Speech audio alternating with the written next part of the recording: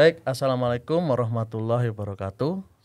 Selamat berjumpa kembali teman-teman di dunia maya ya. Kali ini bertemu dengan saya Bagus Oktavian Abrianto. Nah, di acara kali ini kami menamakan acara atau kegiatan ini berjudul Podcast Alumni. Dan tema kita kali ini yaitu tantangan sebagai advokat muda. Sudah hadir di hadapan saya, di depan saya dua advokat muda dan berbahaya ya. Kebetulan beliau-beliau ini adalah rekan teman saya waktu di masa-masa perkuliahan di Fakultas Hukum Universitas Airlangga. Yang pertama, perkenalkan, beliau adalah namanya siapa, Pak? Valen Hajon. Valen Hajon. Ya. Yang kedua Bapak dari Meditio Prakoso. Pak Meditio Prakoso. Jadi Pak Valen dan Pak Memet ya, Iya, julukannya Memet. dari kantor hukum PH Law Firm yang beralamat di Ruko Palacio, Jalan Nginden Semolo nomor 42 B10 Surabaya. Nah, beliau ini advokat yang sudah beracara malang melintang di dunia hukum, di dunia sistem hukum khususnya kebanyakan di Surabaya, di Sidoarjo, di Gresik dan beberapa kota yang lain, tapi lebih banyak di Surabaya, benar ya? Iya. Oke. Saya ingin langsung ke pokok pertanyaan-pertanyaan kita nih, teman-teman mungkin mahasiswa Fakultas Hukum atau yang mau menempuh pendidikan di Fakultas Hukum. Tentu salah satu profesi yang menjadi idaman bagi mahasiswa-mahasiswa atau calon mahasiswa di Fakultas Hukum adalah lawyer atau advokat. Seorang lawyer mindsetnya adalah seorang yang profesional, yang kemudian hidupnya bergelimang kenikmatan, mungkin ya, finansial terjamin, kemudian bayaran yang besar. Apakah benar seperti itu? Nah, tentu kali ini saya akan menggali lebih jauh terkait fakta-fakta bagaimana sih sebenarnya tantangan khususnya bagi advokat muda. Tentu yang sudah senior, sudah ajak, sudah finansial, sudah mumpuni gitu ya. Tapi bagaimana dengan advokat muda? Nah, saya akan bertanya pertama ke teman-teman langsung nih, ke Pak Valen dan Pak Memet ya. Saya ingin tanya, sudah berapa tahun Anda berdua ini menjadi advokat? Yang pertama mungkin Pak Valen. Jadi kita dilantik sebagai seorang advokat itu sejak tahun 2015, Pak Bagus. Jadi kurang lebih 7 tahun. Tahun ya, Pak. Sama berarti. Jadi ya? kita sama. Jadi kita satu angkatan kuliah S1, S2, lalu pelantikan advokat pun juga kita sama-sama. Oke. Ya. Terus kemudian apakah menjadi advokat itu memang cita-cita sejak kuliah atau bagaimana nih? Mungkin Pak Valen, Ya. Pak Memet. Kalau saya sih awalnya terjebak sama Pak Valen. Jadi karena Jadi ini temen geng dari gitu ya? S1. Oke. Nah, karena pada saat itu masih kuliah, karena kebetulan bapaknya Pak Valen ini pengacara juga, senior di Surabaya. Kemudian saya diajak sama Pak Valen untuk ke kantornya bapaknya, bantu bapaknya, keterusan. Dari tahun 2012 akhirnya sampai lulus kuliah, bahkan ikut PKPA. Berarti sebelum lulus sudah magang di situ? Sudah, karena Oke. ngisi kekosongan, tinggal kuliah, tinggal skripsi, semester ya? tinggal skripsi aja. Banyak waktu kosong ya akhirnya ngisi kegiatan di kantornya bapaknya Pak Valen. Oke. Hingga hari ini Sampai saat ini karena macam-macam lika-liku kehidupan sampai akhirnya bersatu kembali dengan Pak Valen. Oke. Apakah ini masih ikut bapaknya Pak Valen atau sudah berdiri dengan kantor sendiri atau bagaimana? Ya, jadi kalau dari pengalaman saya sih, saya ikut bapaknya Pak Valen itu mungkin sampai 2015 atau 16, saya agak lupa. Terus saya melanglang buana lagi ke kantor advokat lain, masuk ke perusahaan, terus mencoba untuk membuka kantor lawyer sendiri, waktu itu dengan teman yang lain, bukan Pak Valen. Tapi ujung-ujungnya sampai awal tahun kemarin akhirnya dipersatukan lagi dengan Pak Valen. Akhirnya kita berdua buka kantor. Oke, baik. Saya ingin tanya ke teman-teman ini ya terkait dengan bagaimana sih sebenarnya prosedur dari lulus perkuliahan atau mungkin perkuliahan gitu ya hingga menjadi advokat. Bagaimana Pak Fal? Ya. Jadi prosesnya. Mungkin teman-teman yang mau menjadi seorang advokat, yang pertama harus diketahui adalah menjadi seorang advokat itu panggilan. Jadi ketika saya melihat ke belakang, banyak teman-teman saya mungkin yang mereka lulusan terbaik 1, 2, 3, mereka lebih memilih bekerja di perusahaan ya. Bekerja di perusahaan, mereka mungkin tidak ada panggilan di dunia advokat. Makanya kenapa saya bilang advokat itu harus ada panggilan gitu loh. Panggilan itu yang seperti apa ya? Harus yang memang benar-benar passionnya di situ dan suka berkonfrontasi, tapi dengan dasar hukum yang baik ya tentunya. Lalu jadi kita kembali ke prosesnya. Jadi kita lulus kuliah S1. Kita bisa ikut PKPA namanya. Apa itu PKPA? Pendidikan Khusus Profesi Advokat. Oke. Nah, pada waktu itu setelah kita ikut PKPA kita akan mendapatkan sertifikat dan pada akhirnya sertifikat itu digunakan untuk ujian advokat. Sertifikat PKPA itu ya. Betul. Berarti yang bisa mengikuti ujian profesi advokat itu hanya yang pernah ikut pendidikan khusus profesi advokat. Betul. Dan syarat menjadi untuk mendapatkan mengikuti PKPA itu memang harus S1 Fakultas Hukum. Oke. Seperti itu. Setelah ujian advokat? Setelah ujian advokat, apakah langsung lulus atau bagaimana? Ada nggak yang nggak lulus gitu ujian profesi advokat? Ada. Jadi ujian advokat itu ada yang lulus dan ada yang tidak lulus. Okay. Nah, bagi yang lulus bisa mengajukan ujian ulang. Yang lulus. Bagi yang lulus itu akan mengajukan pelantikan tentunya dengan memenuhi masa magang selama 2 tahun. Harus magang 2 tahun, kemudian dan sesuai ketentuan di Undang-Undang Advokat harus minimal berusia 25 tahun, Pak Bagus. Kalau misalnya magang 2 tahun tapi belum 25 tahun belum bisa ya untuk mengajukan pelantikan. Betul. Setelah dilantik apa yang proses selanjutnya setelah dilantik itu? Setelah dilantik di pengadilan tinggi setempat ya biasanya sesuai domisili KTP kita. Sejak itu pula kita nanti dapat kartu tanda advokat KTA namanya. Nah sejak itu kita bisa berpraktek di pengadilan baik untuk bersidang ataupun untuk perkara-perkara litigasi lainnya seperti mendampingi di kepolisian seperti itu. Jadi kalau belum ada kartu tanda advokat, bolehkah seseorang itu mendampingi seseorang lain atau klien itu litigasi atau mendampingi secara hukum itu boleh nggak sih sebenarnya? Nggak boleh Pak. Nggak boleh ya Pak Mehmet ya.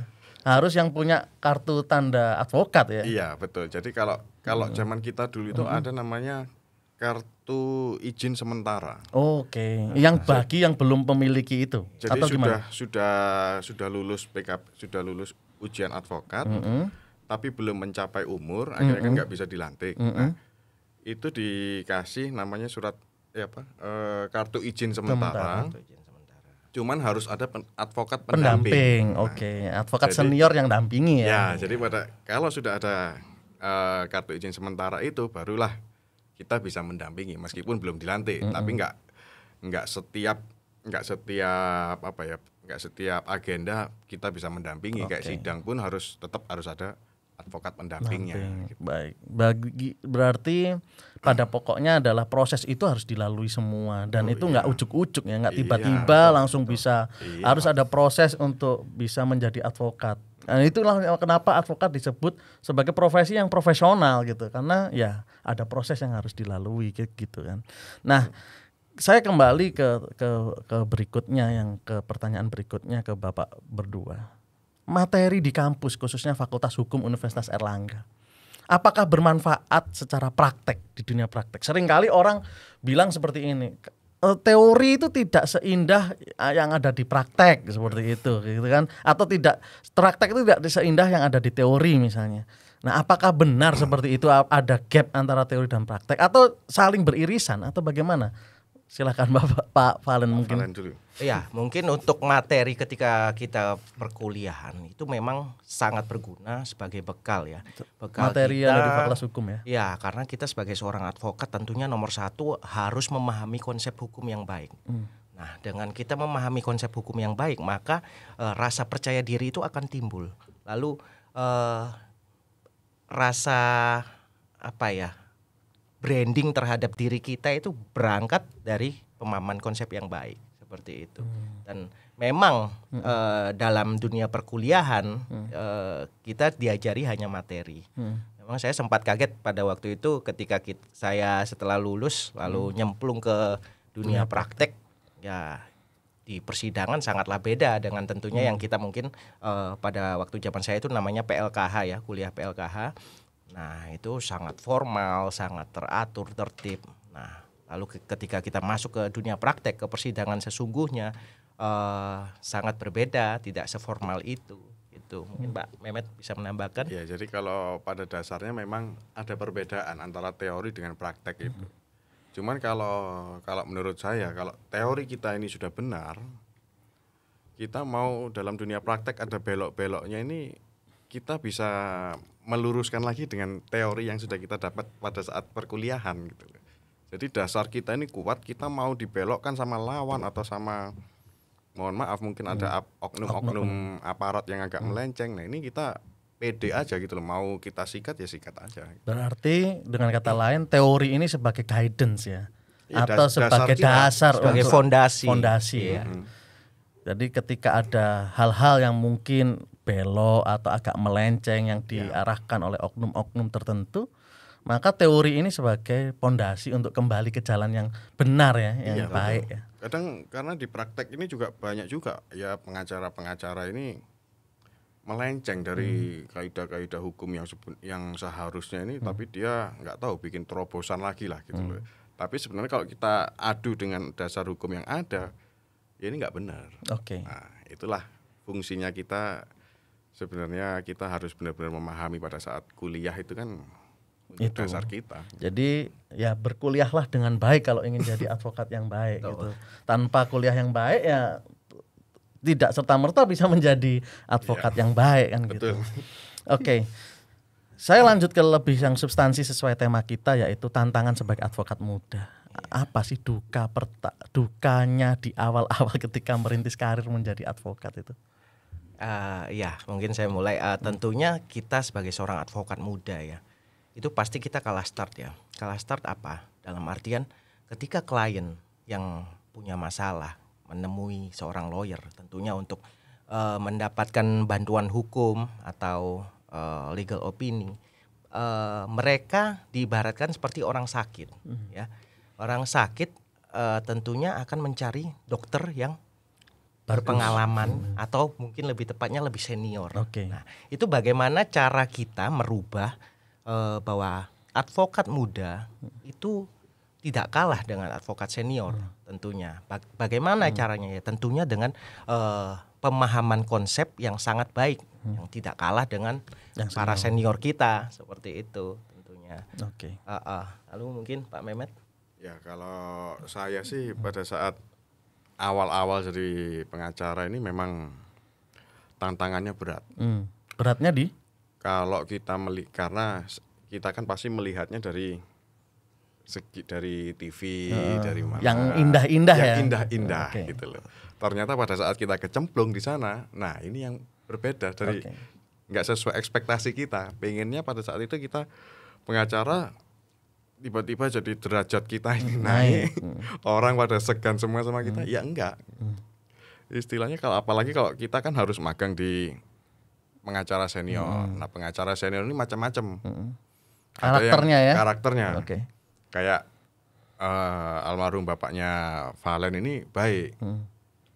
Dia mengayomi lah sama kita-kita yang masih muda-muda ini. Cuman ada juga yang seenaknya sendiri. Jadi kalau ngomong itu ya nggak menjaga perasaan kita, terus kita diremehkan, kita disuruh-suruh yang sebenarnya nggak ada hubungannya sama hukum, pekerjaan advokat. Nah itu dia. Ya tergantung itu ya. Iya, jadi Pinter-pinter milih senior. Pintar-pintar milih senior, Oke. terus sama juga. Tapi di dalam setiap apa ya, setiap pengalaman kita pada saat magang atau saat kita jadi junior itu harus bisa kita ambil hikmahnya. Oke, Jadi jangan sampai apa ya, jangan sampai kita hanya menggerutu tapi nggak ada yang bisa kita ambil. Ya tetap aja, misalnya kita disuruh beli nasi padang, ya anggap aja hikmahnya ini berarti kita loyalitas ngasih, ya. pertama loyalitas, yang kedua kita ngasih makan orang kantor kan akhirnya. Iya, iya baik. Jadi setiap peristiwa ambil hikmahnya, Iya. yang penting loyalitasnya itu ya Iya, kan. betul. Oke, baik. Itu dukanya. Jadi nggak semua lawyer itu di awal-awal langsung enak begitu ya, Iya. Bapak-bapak. Nah kemudian, nah ini tantangannya apa sih buat advokat muda ya? Kayak bapak-bapak sekalian ini kan relatif masih muda, masih baru gitu kan. Kantornya pun berdua juga masih termasuk baru, gitu kan. Tantangan ke depan ini kayak apa gitu? Yang paling apa ya, ngefek lah buat bapak-bapak sekalian.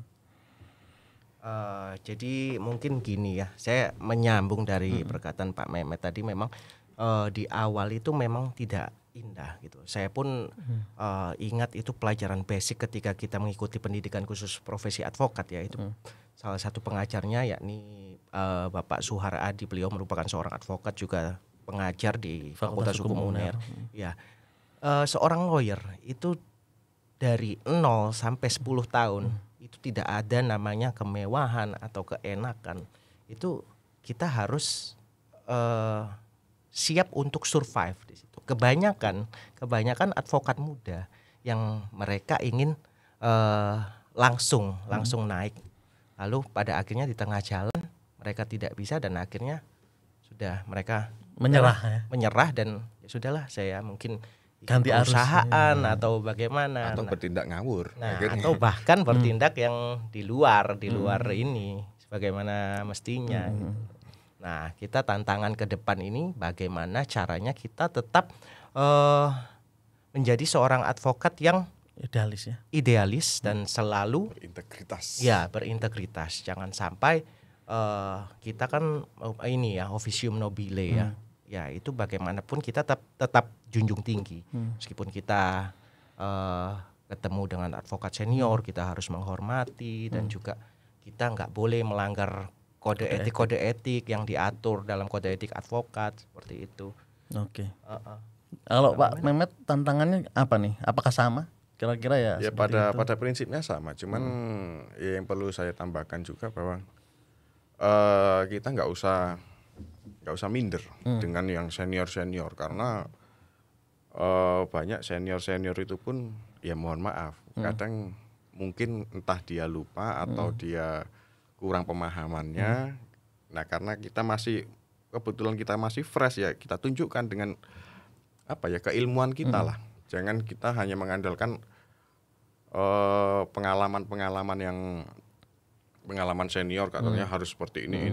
Nah, cuman apa ya, kadang pengalaman ini juga nggak sepenuhnya benar ya, belum tentu benar juga gitu loh. Kita harus adu lagi dengan dasar-dasar kita selama teori di perkuliahan atau ya yang kita dapat di dalam lah. Baik, jadi pada pokoknya adalah bahwa nggak hanya cukup pengalaman aja, tetapi juga substansi teori perkuliahan ini juga penting gitu, sehingga intinya ya berkuliahlah dengan baik, tapi juga gali pengalaman dari senior yang baik-baik kan gitu kan. Betul. Sehingga ya nanti akan menjadi tadi tidak sampai melakukan hal-hal yang di luar norma ya, baik norma kesusilaan, norma hukum atau norma apapun yang bertentangan dengan aturan gitu. Karena memang seringkali gini, mindset orang di beberapa orang awam gitu. Lawyer itu pekerjaan yang dalam tanda kutip berdiri di antara surga dan neraka gitu. Yang benar dibuat salah, yang salah dibuat benar. Ada beberapa pernyataan orang awam seperti itu.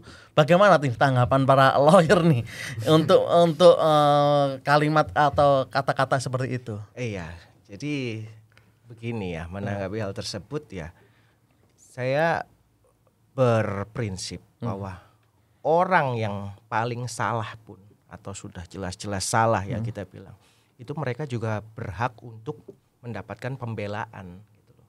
Pembelaan yang seperti apa? Tentunya yang meringankan dan tidak merekayasa suatu fakta hukum. Tentunya seperti itu.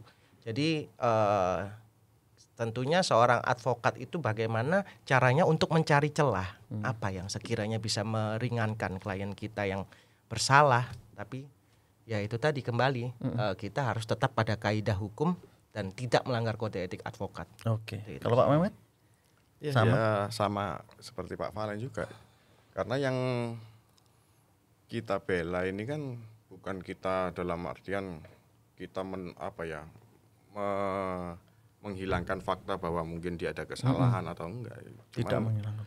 Ya kita carinya memang jalan yang terbaik. Kalau misalnya memang ada salah dan masih bisa dibela ya kita bela, tapi ya sewajarnya, jangan sampai membabi buta. Jangan sampai membabi buta ya. Itu kadang juga sering terjadi juga gitu loh.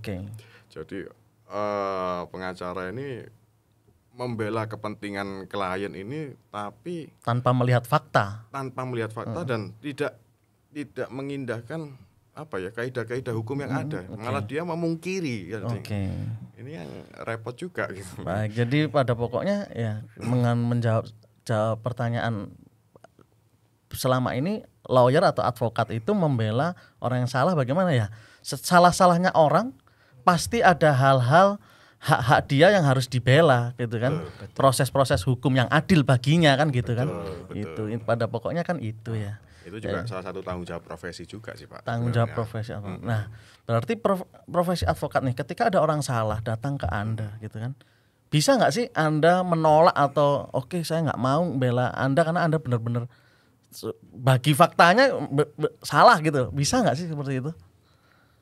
Iya, kalau sesuai dengan ketentuan di kode etik maupun undang-undang advokat ya tentunya seorang pengacara tidak boleh menolak perkara kecuali ini ada pengecualian bahwa hal tersebut bertentangan dengan hati nurani. Hati nurani advokat itu sendiri gitu loh.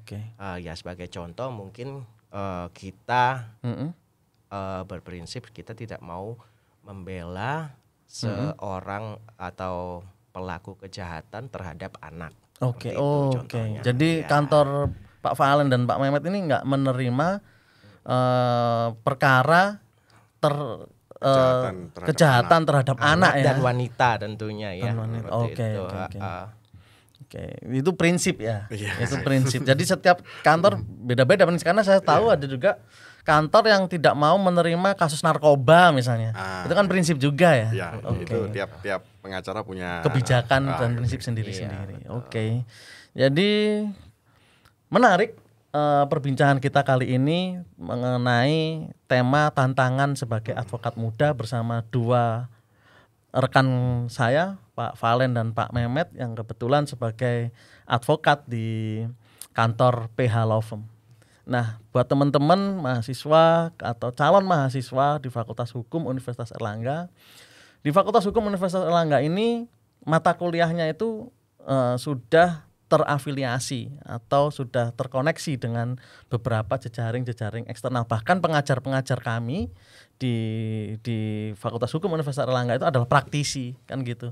Mungkin Pak Valen tadi menyebutkan bahwa Pak Valen pada waktu perkuliahan diajar oleh seorang advokat senior yang hingga hari ini ternyata materi beliau advokat senior tadi bermanfaat bagi dunia prakteknya Pak Valen begitu. Nah, oleh karena itu, maka teman-teman mahasiswa dan penonton yang calon mahasiswa berkuliahlah dengan baik.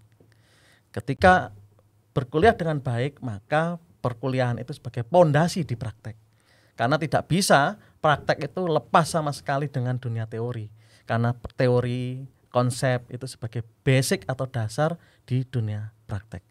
Itu kiranya pertemuan kita kali ini di dalam podcast alumni. Saya terima kasih sekali Pak Valen, Pak Mehmet atas kehadirannya. Jangan bosan. Kalau kita mau kasih pesan ke adik-adik, ya, ini boleh nggak Pak? Memang saya mau menyampaikan itu. Apa nih kira-kira pesan, saran ya kan? masukan kepada teman-teman mungkin yang mau jadi advokat, yang mau masuk fakultas hukum, atau teman-teman mahasiswa yang mau wisuda nih, karena ini banyak sekali yang mau wisuda, sudah wisuda gitu. Apa nih pesannya? Nah, kalau saya sih gini Pak, jadi kalau sesuai dengan, saya hanya bisa pesan sesuai dengan profesi yang saya tekuni sekarang. Jadi kalau untuk adik-adik yang mau jadi advokat ini, jangan kejar apa yang terlihat seperti yang terlihat di sosmed. Jadi kayak kalau kita ngejar ke masalahnya uang atau ke kehidupan yang glamor, nah ini salah sebenarnya. Karena yang kalau menurut pengalaman kita sih lebih baik kita kedepankan konsep hukumnya dulu. Kita harus perdalam dulu, harus yang penting klien ini puas dengan kinerja kita, dan nanti materi ini pasti akan mengikuti, Pak. Oke. Jadi banyak barang-barang kita ini juga sebenarnya bukan kita yang beli. Jadi Endorse ya. karena klien ini puas, dikasihlah kita barang-barang yang branded atau yang apa gitu. Jadi jangan ngejar itu. Jangan yang dikejar jangan ininya dulu, glamornya dulu, tapi konsepnya dulu harus bagus dulu gitu. Jadi harus punya style lah ya kita ini sebenarnya. Kalau Pak Valen, sarannya? Mungkin untuk teman-teman yang mau menjadi advokat ya, tentunya untuk memulai suatu karir advokat itu memang butuh proses yang panjang, dan tentunya kita butuh pendirian yang teguh. Seperti tadi saya sampaikan bahwa ketika Anda mengalami kendala-kendala sebagai seorang advokat, tentunya advokat muda, Anda jangan bergeming. Jadi tetap perdalam keilmuan saudara dan juga tetap fokus atas passion. Kalau memang sudah passion menjadi seorang advokat, saya yakin kendala apapun pasti akan sirna seiring dengan pendirian kita yang kuat itu, dan pada akhirnya teman-teman akan menemukan jalan bagaimana menjadi seorang advokat yang sebagaimana mestinya, yang profesional ya. Dan syukur-syukur kalau bisa sukses ya, seperti itu Pak Bagus. Pastilah, pasti sukses. Pasti sukses ya. Baik, terima kasih Pak Mehmet, Pak Valen atas diskusinya kali ini. Materinya sangat bermanfaat bagi kita semua. Jangan lupa teman-teman tetap pantau YouTube-nya Fakultas Hukum Universitas Airlangga. Akan ada podcast-podcast alumni berikutnya dengan bintang tamu yang tidak kalah menarik, yang akan berbagi, akan sharing pengalaman-pengalaman mereka di dunia praktek tentunya. Saya Bagus Octavian Abrianto mengucapkan terima kasih dan wassalamualaikum warahmatullahi wabarakatuh. Sampai jumpa.